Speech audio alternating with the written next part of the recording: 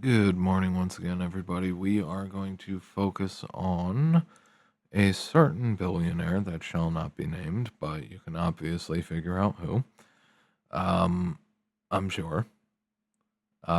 Before I get started, this is strictly product of personal opinion and does not represent Space Consulting LLC, any of its members, employees, you know the deal. Now, we are going to talk about moral compensation, aka moral equilibrium, trying to maintain balance in your morality, and how it explains certain behaviors, especially in light of certain revelations that have been coming out. So, what do you immediately think about people who quote unquote do the good things? All right. So let's say, and this is pretty common with people on the left, especially where, they're, was it South Park episode? Not Randy, it was, oh, damn it, what was his name? Gerald. Gerald Broflovsky. All right. Going back many seasons when he got a Prius, and then all of a sudden everybody has to have a Prius. All right, or you're not worthy. All right, people buying eco-friendly products, and then that creates a certain sense of superiority, and then it entitles them essentially to act like a dick. All right. This ties into talking about neurodivergence not being an excuse with people doing essentially the similar things. They're moral licensing. All right.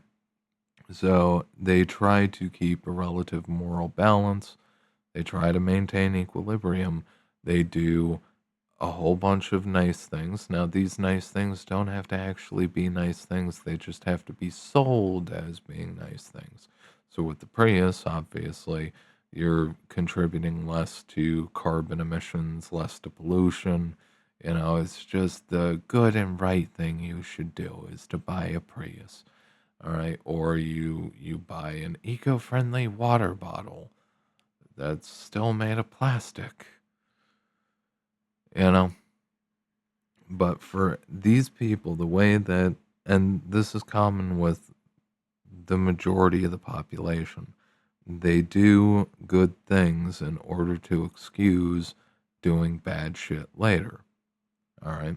If you do something bad, you do something good to make up for it. You do something good, you save to do something bad later. Okay. Now, when you think about a billionaire philanthropist, the fact that most of the billionaires are philanthropists in one form or another. How much, when it comes to the topic of maintaining balance, that equilibrium, how much does X amount of millions in philanthropy justify in terms of bad, corrupt, fucking evil, outright evil behavior? Think about that. I'm not going to go too necessarily deep into it outside of bringing forth the idea again that moral licensing is kind of fundamental. All right, this is not just in the billionaire class. This is the crazy Karen cat ladies with their boxed wine and cats. This is the majority of the left. It's even on the right. The majority of people will practice moral licensing even if they're not conscious of it. All right. And to be fair, a certain amount of it might just be learned proactive behavior, just because everybody knows the rule no good deed goes unpunished. And it definitely seems to work out like that. If you just do good nonstop, if you are literally a do gooder that isn't paving the path to hell in good intentions, if you are a legitimate quote unquote good person, you go out into the world and you try to have a positive impact and you don't expect anything in return and you don't morally license it by saying you can, allow yourself all of these vices and terrible fucking behaviors, demonstrable behaviors. Um, if you go out there and you just do good all of the time, generally life has this interesting effect of kicking you squarely in the nuts for the good things that you tried to do. All right, so moral equilibrium possibly came out of that, where it's just like, you know what, if you don't do something bad to compensate for the good, you're going to get kicked in the nuts for it, so you might as well just do it. But that is neither here or there. Fundamentally, people try to, at least at the subconscious level, they try to maintain that equilibrium. You should question whenever anybody tries to pull that shit of going the extra mile of trying to do all of these good things. You should absolutely be questioning what bad things are going to come as a result. All right, what are they going to morally justify to themselves as being equivalent in value on the evil side as to the good side? All right, in terms of moral compensation, you should absolutely question it.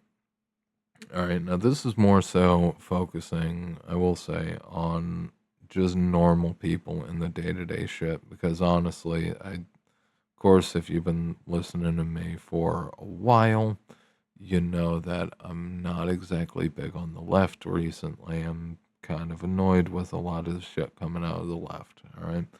Just because, honestly, you guys all got to move past the left right politics and, oh my god, this politician said that. It's this nonstop fucking entertainment for people, and it's like, no, no, no. Just, can we get back into reason? Just general fucking reason. All right. But when it comes to the Karens of the community, you know, oh, I'm on the PTA and I also donate a little bit of time to the local soup kitchen. Well, not local because there's never a soup kitchen near a rich neighborhood. But I spend time volunteering at the soup kitchen to take care of all the poor and homeless people, and because of that, I am gonna drive an Escalade to work every day. Even though I could literally walk to work, I'm gonna drive my Escalade because I'm worth it, girl. Yeah, that kind of shit, that kind of behavior. The people who push all of the people who promote themselves as being fucking saints are devils. All right, fundamentally, when you strip away all the bullshit, the people who are made to look the best, all right, whether they're doing it or there's, outside influences doing it, the people who are made to look the best are also generally the people who are doing not so great things, like shocking their dog like a certain YouTuber, which we will never forget, given I would never watch one of his streams, but electrocuting your dog on camera is not exactly a good thing. Kind of ruffled everybody's feathers saying that, but it is what it is. Mm. Anyway, question everything. Always question people's motives, especially if they're being really good. Question everything. And with that, I will end it here. You guys have a good one. This has been Michael from Spades Consulting. If you're interested in personal or business consulting, stop by www.spadesconsulting.com.